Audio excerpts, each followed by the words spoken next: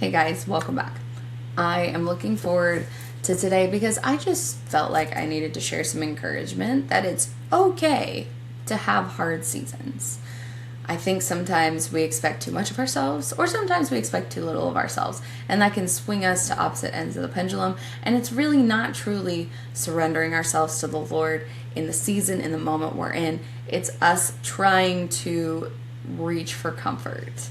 And that is not the goal of the Christian life, and that is not how we will impact the people around us. It is by being living testaments to what God is asking us to do in the moment.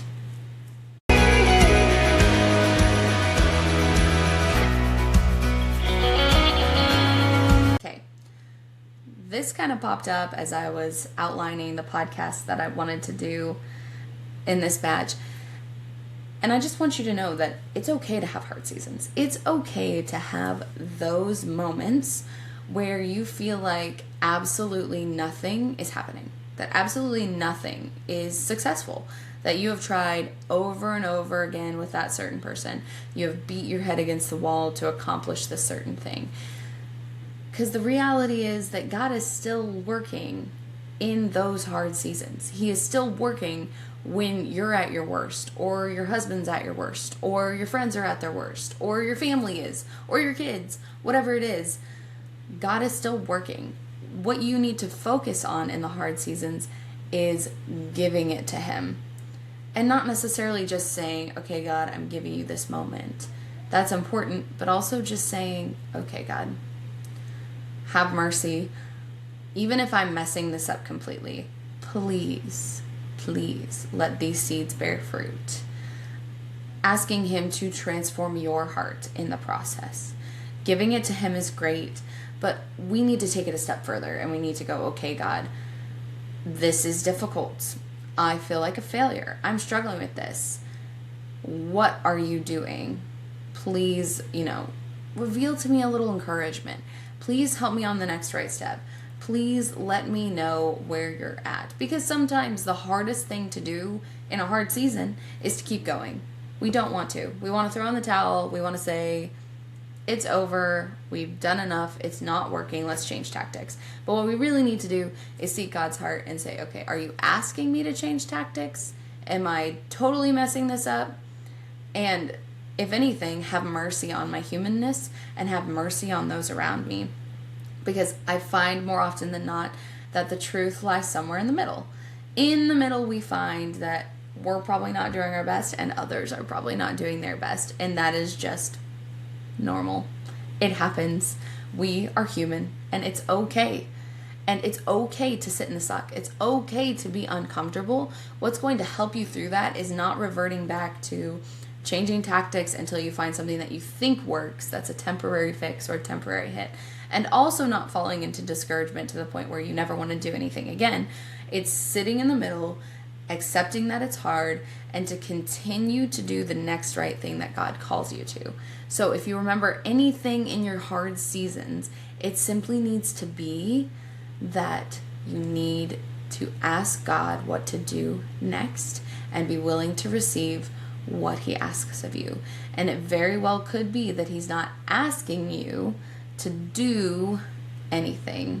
He might just be saying, it's okay to be uncomfortable, and it's okay that this is hard, because beyond this difficulty is the breakthrough, is greater conviction, greater confidence, greater clarity, greater courage that will lead you to help the people He's calling you to help.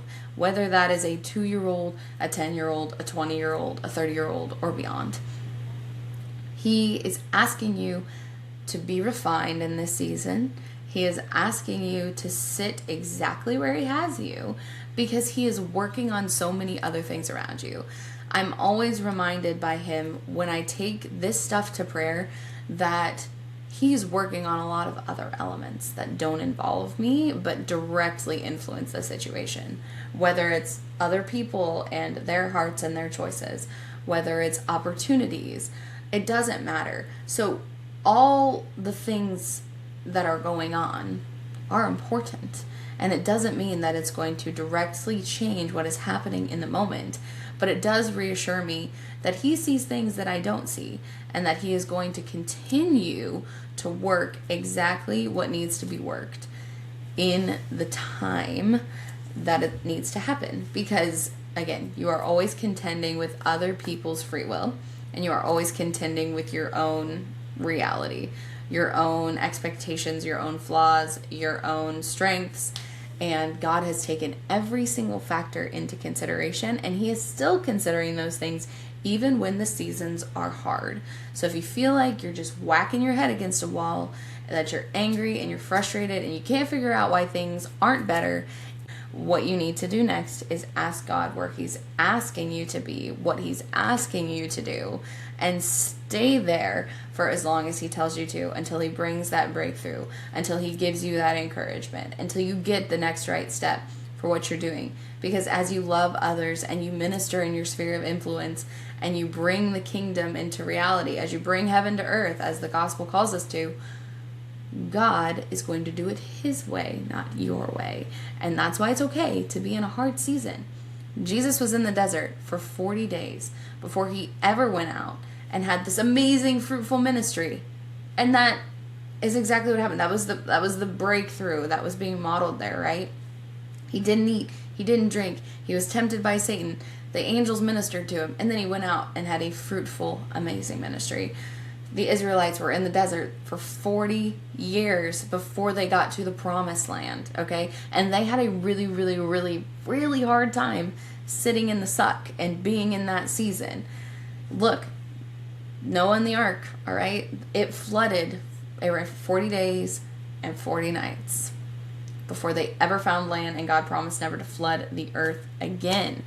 And that was probably pretty intense, okay? But after that, the earth grew back. The Lord brought back the beauty and the splendor, the truth, beauty, and goodness that he had created in the first place. And we have the rest of the story. So, whatever the case is, what is similar in all of these stories is that they did what God asked them to do. Jesus sat in the suck, so to speak, in the desert. All right? The Israelites had to sit in the suck, and Moses led them to do what God called them to do. Moses did what God asked, led them to do. Led them to the promised land. Noah did what God asked. Sat in the ark for 40 days and 40 nights before God sent him the olive branch of peace, that encouragement, that moment that he was not going to do this again. And then he sent the rainbow as his promise to seal it all. So wherever you're at, whatever your 40 days are, whether you're in the desert or in a flood, whether you know there's a promised land on the other side or a fruitful ministry, or a whole new environment, whatever it is, it's okay to be in a hard season. God is refining you. He's working on you, but he's also working on others. So strengthen your prayer life, stay close to the sacraments, and be encouraged that he's not doing it to make things worse, but somehow, some way, this hard season is gonna make it better. I'll catch you next time. Hey friends, thank you so much for tuning in to this episode of the Holy Surrender podcast. You can find everything that we're doing over at www.holysurrender.com. There you'll even find the link to my Substack, where I am sending out a newsletter every Sunday and every other Thursday. Sundays are free, and Thursday always includes a resource of some kind in our resource library, reserved for those of you who subscribe annually for $45 or monthly for $5. And you can even find all 6 magazines in the archives there as well. So go over and check all of that out. Check out our shop on Etsy, see if you want some merch, or you can still purchase the old versions of the magazine, physical or digital, individually. Also, this podcast is sponsored by Nap Ministries, who are out evangelizing, helping those in need, helping the homeless, and helping those come back to the church and evangelize their neighborhoods so that we can bring the kingdom to greater glory locally. Go check out what they're doing over at Nap Ministries.